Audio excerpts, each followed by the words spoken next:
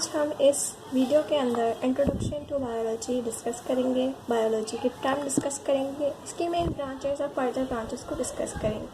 तो आइए स्टार्ट करते हैं। बायोलॉजी, बायो जो है हमारे पास वो दो टर्म से मिलकर बना है, दो वर्ड से मिलकर बना है। पहले इसको हम तोड़ते हैं बीच में से, बायो और लॉजी को अलग करते हैं। अब जो बायो है हमारे पास, इसका मतलब हमारे पास होता है लाइफ, और लॉजी का हमारे पास मतलब होता है टू स्टडी। तो ये वर्ड हमें खुद ही अपनी डेफिनेशन बता रहा है कि इसका मतलब ये है कि इसके अंदर हम लाइफ की स्टडी करते हैं। ठीक, अब आगे क्या है? आगे हमारे पास है मेन ब्रांचेस। मेन ब्रांचेस किसकी? बायोलॉजी की। अब इसकी मेन ब्रांचेस क्या है? पहली है हमारे पास जूलॉजी, ठीक है। दूसरी हमारे पास है बॉटनी। अब जूलॉजी को हम फर्दर दो पार्ट्स में डिवाइड कर देते हैं। तो ये वर्ड हमें खुद अपनी डेफिनेशन बता रहा है कि जू का हमारे पास मतलब होता है एनिमल्स, ठीक है। अब जूलॉजी का मतलब हमारे पास क्या होगा? To study. मतलब क्या हुआ? मतलब ये हुआ कि जूलॉजी के अंदर हम एनिमल्स की स्टडी करते हैं और बॉटनी के अंदर हम प्लांट्स की स्टडी करते हैं। इसको हमने एनिमल्स और प्लांट्स को हमने अलग अलग कर दिया है ताकि हम जब इसकी स्टडी करने बैठें तो हमारे लिए ईजी हो जाए कि हमने दो कैटेगरीज बना दी एनिमल्स और प्लांट्स के लिए कि हम इसको आसानी से पढ़ सकें। अब इसकी फर्दर ब्रांचेस हैं बायोलॉजी की। फर्दर ब्रांचेस में सबसे पहले हमारे पास ब्रांच आती है मॉर्फोलॉजी। मॉर्फो हमारे पास फिजिकल अपीयरेंस को हम कहते हैं कि जो हमारे पास पौधा है या हमारे पास एनिमल है कोई भी, उसकी फिजिकल अपीयरेंस क्या है, मतलब कि वो हमें ज़ाहिरी तौर पर कैसा दिख रहा है। तो हमने क्या कहा कि हम इसमें फिजिकल अपीयरेंस के बारे में पढ़ते हैं, ठीक हो गया। अब हमारे पास सेकंड ब्रांच उसकी कौन सी है? एनाटमी। जैसे हमने कहा कि मॉर्फोलॉजी के अंदर हम फिजिकल अपीयरेंस के बारे में पढ़ते हैं, तो एनाटमी के अंदर हम इंटरनल स्ट्रक्चर्स, उसकी बनावट क्या है, उसकी कंपोजिशन क्या है, इंटरनली मतलब कि इंटरनली कोई ऑर्गेनिज्म किस तरह से बना हुआ है, कैसा है, और इसमें हम कहेंगे कि एक्सटर्नल अपीयरेंस क्या है उसकी, और इसकी इंटरनल उसका स्ट्रक्चर क्या है, उसकी कंपोजिशन क्या है, ठीक है। वो प्लांट्स, एनिमल हो, कोई भी हो। हमारे पास नेक्स्ट ब्रांच आती है हिस्टोलॉजी।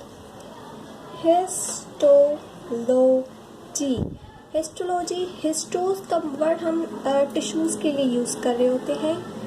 टिश्यूज़ हमें पता है जो बहुत सारे सेल इकट्ठा होते हैं एक जगह पे, तो वहाँ पे उसको हम क्या कहते हैं? टिश्यूज़। मतलब कि ग्रुप ऑफ सेल्स को हम टिश्यूज़ कहते हैं। अब टिश्यूज़ हमारे पास एनिमल्स के अंदर भी मौजूद है, हमारे पास प्लांट्स के अंदर भी मौजूद हैं। टिश्यूज़ की जो स्टडी होगी उसको हम हिस्टोलॉजी कहेंगे। मीन्स सिंपली ये कि हिस्टोलॉजी के अंदर हम टिश्यूज़ की स्टडी कर रहे होते हैं। नेक्स्ट हमारे पास आता है साइटोलॉजी मीन्स सेल। यहाँ पे हम बात कर रहे थे टिश्यू की, और साइटो मीन्स हमारे पास आता है सेल। इसको हम फर्दर सेल बायोलॉजी भी कहते हैं कि इसके अंदर हम क्या कर रहे होते हैं? सेल की स्टडी कर रहे होते हैं ना। अब जब हमने कहा कि हिस्टोज का मतलब हम टिश्यू के यूज़ करते हैं, तो हमने ये कहा कि जब बहुत सारे सेल इकट्ठे होते हैं तो वो टिश्यू बनाते हैं। अब हम सेल को डिस्कस कर रहे होते हैं। सेल बायोलॉजी के अंदर हम सेल की स्टडी कर रहे होते हैं कि सेल क्या है, किस तरह से है, इसके ऑर्गेनील्स क्या हैं, उनके ऑर्गेनील्स के फंक्शन क्या हैं, ये सब। अब नेक्स्ट हमारे पास आती है फिजियोलॉजी।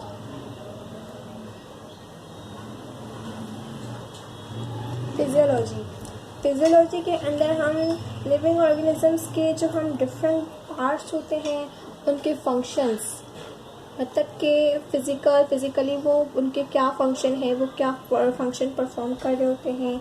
इसके अंदर हम सिंपली कह सकते हैं कि functions of different parts of living organisms. इसमें स्टडी क्या है? Functions of different parts of living organism. ठीक हो गया। अब नेक्स्ट हमारे पास कौन सी ब्रांच आती है? नेक्स्ट हमारे पास आती है इकोलॉजी।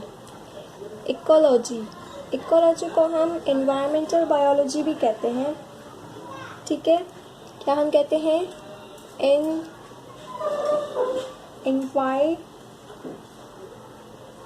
एनवायरमेंटल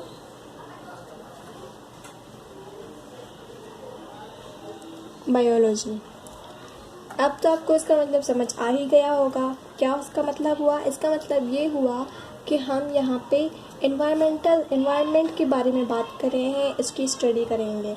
मतलब कैसे स्टडी करेंगे कि हमारे जो लिविंग ऑर्गेनिजम्स हैं उनका इंटरेक्शन लिविंग ऑर्गेनिजम्स दूसरे लिविंग ऑर्गेनिजम्स के साथ भी होता है और नॉन लिविंग ऑर्गेनिजम्स के साथ भी होता है। तो उनके जो इंटरेक्शन है, उनका जो रिलेशनशिप होगा आपस में, वो क्या मतलब कि किस तरह से है, उसकी स्टडी करेंगे हम इकोलॉजी के अंदर, एनवायरमेंटल बायोलॉजी के अंदर। ठीक हो गया। अब नेक्स्ट हमारे पास आती है टैक्सोनॉमी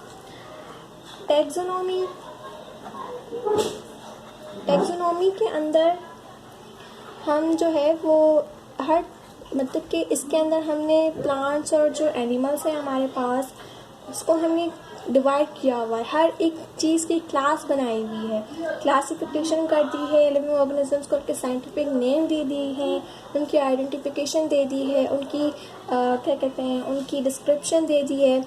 ये सब हमने क्यों दे दिए? ताकि हम अपनी स्टडी को आसान से आसान तर कर सकें, ताकि हम जो भी चीज़ें हम पढ़ें हमें फ़ौरन से वो चीज़ मिल जाए, हम फ़ौरन से उस चीज़ को ढूंढ लें। अब इतने सारे एनिमल्स हैं, इतने सारे प्लांट्स हैं, हमारे लिए उन सब को एक साथ हम बहुत परेशान हो जाएंगे कि हम कहाँ से उठाएं, क्या करें, किसको स्टडी करेंगे, कहाँ से बिलोंग कर रहा है। इसलिए हमने हर एक की क्लास बना दी है, हर एक की क्लासिफिकेशन कर दी है। और हम ये क्लासिफिकेशन और आइडेंटिफिकेशन किस बिना पर करते हैं? सिमिलरिटीज़ और डिसिमिलरिटीज़ की बिना पर करते हैं। Similarities and dissimilarities. ठीक है, इसकी हम सिमिलरिटीज़ और डिसिमिलरिटीज़ की बिना पर हम क्लासिफिकेशन कर रहे होते हैं। नेक्स्ट हमारे पास जो ब्रांच है वो आती है एम्ब्रियोलॉजी। एम्ब्रियोलॉजी के अंदर हम एम्ब्रियो की स्टडी कर रहे होते हैं कि हमें पता है कि फर्टिलाइजेशन होती है, जब स्पर्म और ओवम फ्यूज़ होते हैं, फर्टिलाइजेशन हुई। अब फर्टिलाइजेशन के बाद हमारे पास एक स्ट्रक्चर बनता है जिसको हम जायगोट कह रहे होते हैं। अब तो जो जायगोट है उसके अंदर डेवलपमेंटल चेंजेस आ रही होती हैं, प्रोग्रेसिव डेवलपमेंटल चेंजेस आ रहे होते हैं कि एक जायगोट जो है वो पूरा एक ऑर्गेनिज्म बनता है, उसके अंदर डेवलपमेंट्स होती हैं, वो पूरा एक ऑर्गेनिज्म बन रहा होता है। तो ये जो हमारे पास डेवलपमेंटल चेंजेस आ रही हैं जायगोट से लेकर ऑर्गेनिज्म तक बनने की, ये जो चेंजेस हैं इसको जब हम स्टडी करते हैं, इसको हम एम्ब्रियोलॉजी के अंदर स्टडी कर रहे होते हैं। और इसको हम दूसरा नाम भी देते हैं, वो है डेवलपमेंटल बायोलॉजी। कह रहे होते हैं कि एक जायगोट से लेकर ऑर्गेनिज्म का सफ़र। ठीक है, मतलब कि जायगोट जो है उसके अंदर चेंजेस आ रहे हैं, प्रोग्रेसिव चेंजेस आ रहे हैं, डेवलपमेंट हो रही है उसकी, और वो एक कंप्लीट ऑर्गेनिज्म बना। ये जो इसके बीच में इस बीच का जो इसका पीरियड है उसके अंदर जो भी इसकी चेंजेस आ रही है वो हम एम्ब्रियोलॉजी के अंदर स्टडी करते हैं। अब हमारे पास सेकंड इसकी आती है जेनेटिक्स। विरासत, सही है, जेनेसिस। और ये जो वर्ड है ये ग्रीक वर्ड है, सही है, जेनेसिस। ये जेनेटिक्स है, ये जेनेसिस है। और जेनेसिस का मतलब हमारे पास आता है ओरिजिन मतलब कि कौन सी चीज़ कहाँ से शुरू हुई, वो कहाँ से आई, उसका मेन पॉइंट क्या है कि वो कहाँ से आई। इसके अंदर हम जो है वो इनहेरिटेंस ऑफ कैरेक्टर्स पढ़ते हैं कि हम कहते हैं कि हमारे अंदर पेरेंट्स की आदत है, हमारे और आदतें आ जाती हैं, उनके कैरेक्टर्स आ जाते हैं हमारे अंदर। तो वो सारी जो चीज़ें हैं मतलब कि विरासत में हमें कुछ कुछ चीज़ें मिलती हैं, जैसे पेरेंट्स से हमें ऑफस्प्रिंग में आती हैं, तो वो जो चीज़ें हैं, वो जो कैरेक्टर्स हैं, इनहेरिटेंस हुई है हमारे अंदर, बायोलॉजिकल इनहेरिटेंस हुई है, वो जो इनहेरिटेंस को वो जो सारी चीज़ें हैं वो हम जेनेटिक्स के अंदर स्टडी कर रहे होते हैं कि ये कैसे इनहेरिट हुआ, हेरिडिटी कैरेक्टर हमारे पास कैसे आया, फादर से, मदर से, ऑफस्प्रिंग में कैसे आया। ठीक है, अब इसकी नेक्स्ट ब्रांच जो है वो है पैलियोंटोलॉजी।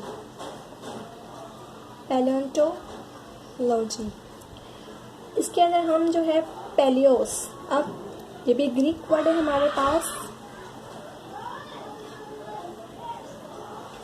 पैलियोस हम कहते हैं एशियन को, एंशियंट चीज़ें जो होती हैं, पुरानी कदीम चीज़ें, सही है।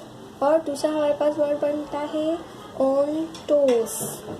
ओंटोस के अंदर हम बीइंग ऑर्गेनिज्म, इसका मतलब होता है बीइंग ऑर्गेनिज्म की जो चीज़ें, जो लिविंग ऑर्गेनिज्म कदीम ज़माने में मौजूद थे, उनकी स्टडी।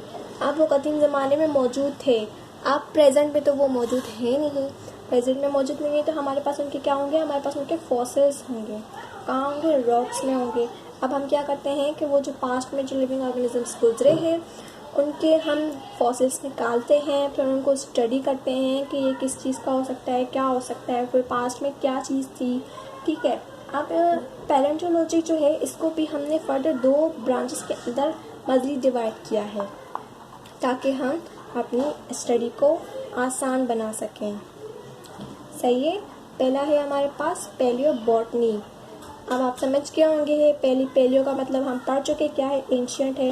अब बॉटनी का मतलब हम पहले पढ़ चुके हैं। यहाँ पे बॉटनी हम किसके लिए यूज़ करते हैं, प्लांट्स के लिए यूज़ कर रहे होते हैं। तो पैलियोबॉटनी के अंदर क्या होगा कि जो प्लांट्स जो कदीम ज़माने में गुजर चुके हैं, अब उनके जो हमारे पास फॉसिल्स हमें मिलेंगे वो हम इस ब्रांच के अंदर रखेंगे ताकि जब हम स्टडी करें तो हमें आसानी हो। और इसकी दूसरी ब्रांच क्या है, इसकी दूसरी ब्रांच है पैलियोजूलॉजी। ये भी आप समझ गए होंगे, पैलियो का मतलब क्या है, एंशियंट, कदीम ज़माने, कदीम चीज़ें, कदीम।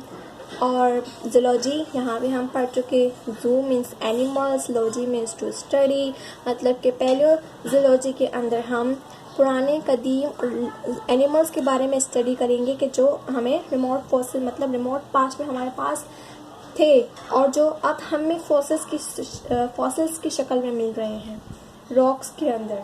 ठीक है, अब दूसरी हमारे पास ब्रांच आती है बायोकेमिस्ट्री। जी, बायोकेमिस्ट्री। अब इसके अंदर क्या होगा, बायो लाइफ से रिलेट कर रहा है, केमिस्ट्री एक अलग से एक सब्जेक्ट है, हम जानते हैं केमिस्ट्री के बारे में। तो मतलब कि केमिस्ट्री ज़िंदगी के अंदर, लाइफ के अंदर केमिस्ट्री, केमिकल्स, केमिस्ट्री जब हम सुनते हैं हमारे दिमाग में केमिकल्स क्लिक होता है। केमिकल्स, जी आप बिल्कुल सही समझ रहे हैं कि हमारे बॉडी के अंदर हमारे लिविंग सिस्टम है, लिविंग ऑर्गेनिजम्स हैं, इनके अंदर केमिकल एस्पेक्ट्स जो होते हैं कि जैसे हम कह सकते हैं हमारे पास हार्मोन्स हैं, एंजाइम्स हैं कि जो एक्टिविटीज़ हो रही है, हमारा खाना डाइजेस्ट हो रहा है, उसमें केमिकल्स यूज़ हो रहे हैं। ये सारी चीज़ें हम, मतलब कि ये सारी चीज़ें लाइफ से रिलेट कर रही है ना, तो ये सारी चीज़ें हम स्टडी करते हैं बायोकेमिस्ट्री के अंदर। ये भी एक केमिस्ट्री है, हमारे एक इंसान जिस्म के अंदर भी एक केमिस्ट्री मौजूद है जिसको हम बायोकेमिस्ट्री के अंदर पढ़ रहे होते हैं ना। अब हमारे पास आती है माइक्रोबायोलॉजी। माइक्रोबायोलॉजी, ठीक हो गया। माइक्रोबायोलॉजी के अंदर क्या होगा, माइक्रो मीन्स वेरी स्मॉल।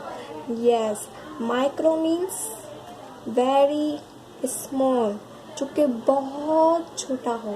जी, अब इसके अंदर हम माइक्रो की बात करें, मतलब कि हमें नेकेड आई से तो नजर आने वाला है नहीं, तो इसके लिए हम माइक्रोस्कोप यूज़ करते हैं।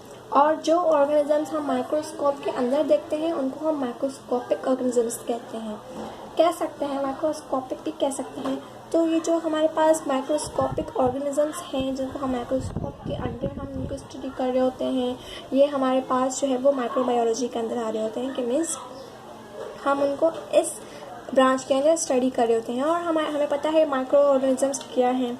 माइक्रो ऑर्गेनिजम्स जो हैं हमारे पास बैक्टीरिया, जी बिल्कुल, बैक्टीरिया और वायरस हैं, ठीक है, और दूसरे भी हो सकते हैं। ये हमारे पास हमें नेकेड आई से नज़र नहीं आते, इसको हम माइक्रोस्कोप के नीचे स्टडी कर रहे होते हैं, मतलब माइक्रोस्कोपिक ऑर्गेनिजम्स है। अब हमारे पास लास्ट ब्रांच है, ठीक है। लास्ट ब्रांच हमारे पास क्या है, सॉरी, बायोटेक्नोलॉजी,